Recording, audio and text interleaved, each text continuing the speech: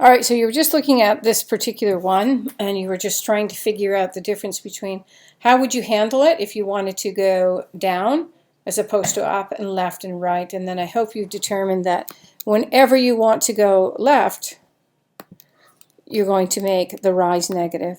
Sorry, if you want to go down, you're going to make the rise negative. So let's say I want to go down 2, down 2. And if you want to go left, say I want to go left 3, then I will make the run negative. There we go. So if I want to go left, the run is negative. If I want to go down, I make the rise negative. Start that up just to demonstrate that that would be the case. Now the next thing you're going to do is look at is how is this new grid here? How is this one different from the previous one? And do you think the strategy that you used here would still work? Because we had no grids on these two. The first one started with radio buttons. We've now determined how to create a steepness of a line without radio buttons by inputting negatives or positives to handle the left, right, up, down motions. Now what happens if we put a grid on this? And again, when you do new examples, sorry, I'm putting axes on. We did have a grid here, but this is a Cartesian plane. So now what happens if we overlay the Cartesian plane on this? And every time you do a new example, you will get a different axes with different scale markings on it. So again, I want you to think about the strategy that you employed previously. Will that same strategy still work here? What might you have to do differently? And then also I would like you to think about, if we're defining slope, what would the slope of a vertical line be, and what would happen if the slope is horizontal? All right, so I think it's a time to ponder pause again for you to just work through and try to answer some of those questions. All right, so taking this up, I don't think you need to make any changes to what you were doing before, because it looked like you were counting. You were probably counting, and you were going, that's 1 to the right, 1, 2, 3 down, it looked like. So if we said 1 to the right and 3 down, I would need that to be -3. So 1 to the right and 3 down. Let's start that up.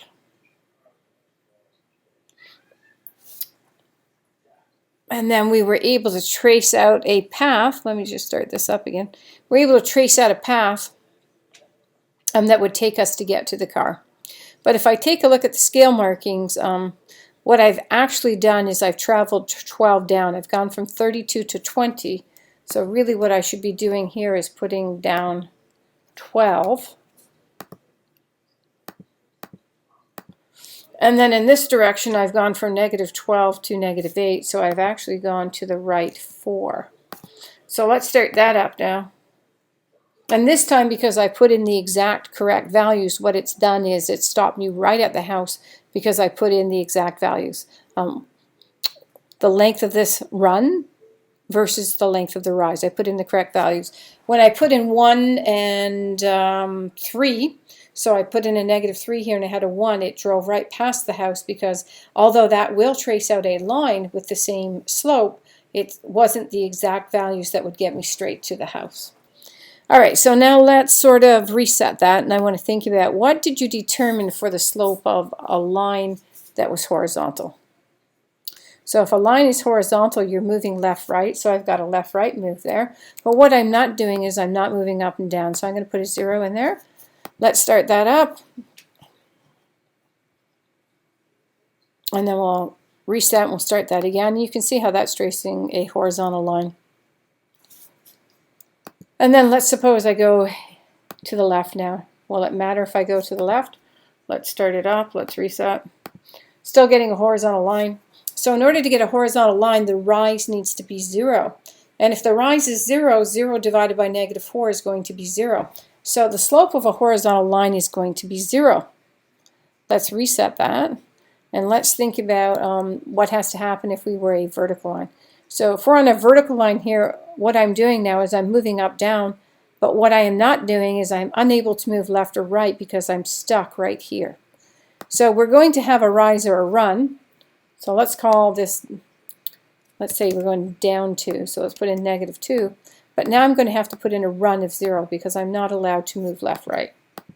So let's see what happens here. We start the car, and now we're getting a vertical line being traced out, because in a vertical line, again, I'm going to start that up so it can finish shading, you're not allowed to move left or right. If you can't move left or right on that particular line, your run is going to be 0. And now division by 0 is undefined, so the slope of a vertical line will be undefined. The slope of a horizontal line, note on this horizontal line here I can't move up or down, the rise would be 0, and 0 divided by any number would be 0. So the slope of this line is 0.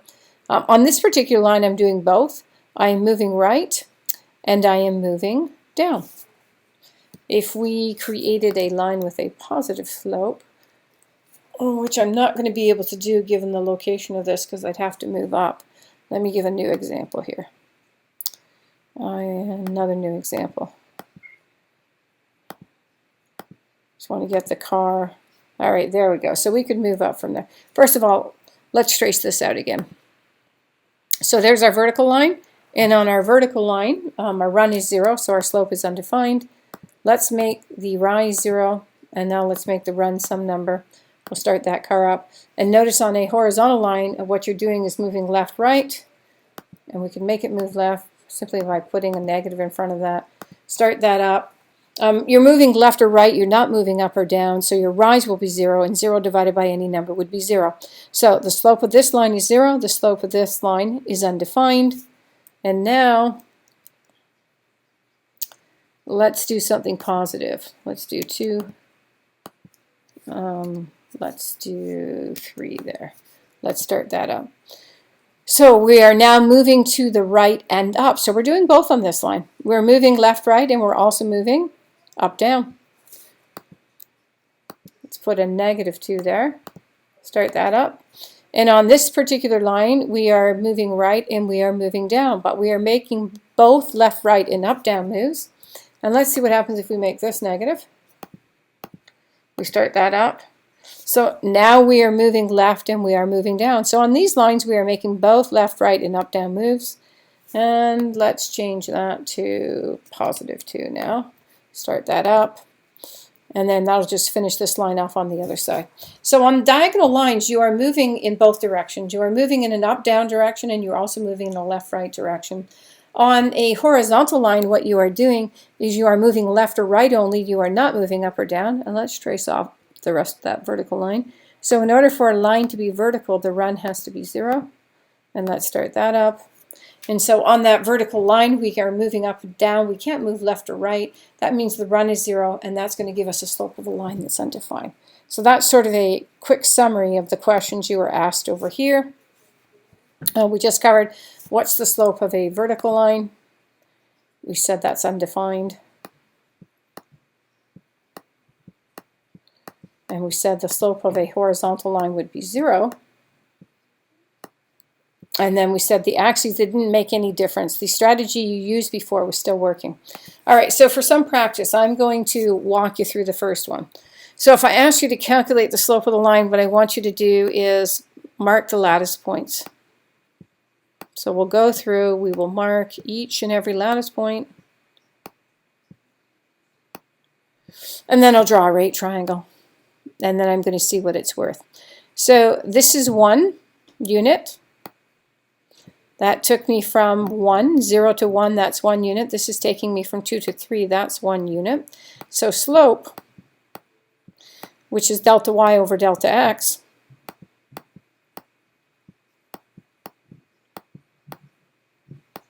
in this example would be up 1, right 1, and the slope would come back as +1. Now normally we don't write the positive, but positive I want to illustrate for you because the correlation is positive, and the magnitude of 1 is telling me how steep that line would be. I would like you to perform a slope calculation on this line. And again, it's a time to ponder pause. All right, taking this one up, the first thing I did was I plotted each and every lattice point, and then I drew a right triangle just going from the leftmost lattice point to the one immediately to the right of it.